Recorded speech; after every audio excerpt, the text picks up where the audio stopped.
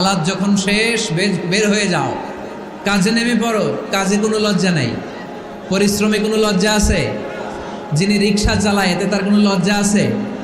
দিনমজুর, কুলি, ঠেলা গাড়ি চালায়, ছোট্ট ব্যবসা করে, এতে কোনো লজ্জা আছে? লজ্জা নাই। খেয়াল রাখবেন, লজ্জা হচ্ছে অলসতায়। লজ্জা কিসে? বিষ্ণু ঈসা ইসলাম বলেছেন, মা আকালা আহাদুন তুআমান কাত্তু খায়রুম মিন আইয়াকুলা মিন আমালি ইয়াদি। নিজ হাতে উপার্জিত খাবারের চেয়ে, অর্থের চেয়ে শ্রেষ্ঠ খাবার পৃথিবীর কোনো মানুষ কোনোদিন ভক্ষণ করে নাই। চিল্লায় কোন সুবহানাল্লাহ। শ্রেষ্ঠতম খাবার নিজ হাতে উপার্জিত খাবার। ঘাম জড়িয়ে যে অর্থ উপার্জন করা হয়, যে ইনকাম করা হয়, এটা হালাল। আর হালাল খেয়ে দোয়া করলে কবুল করে কে?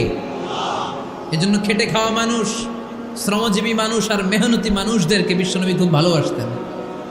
তারা বিশ্বনবীর বন্ধু আর বিশ্বনবী ছিল তাদের বন্ধু। সুবহানাল্লাহ পড়েন। এত ভালোবাসতেন বিশ্বনবী খেটে খাওয়ার মেহনতি মানুষদেরকে।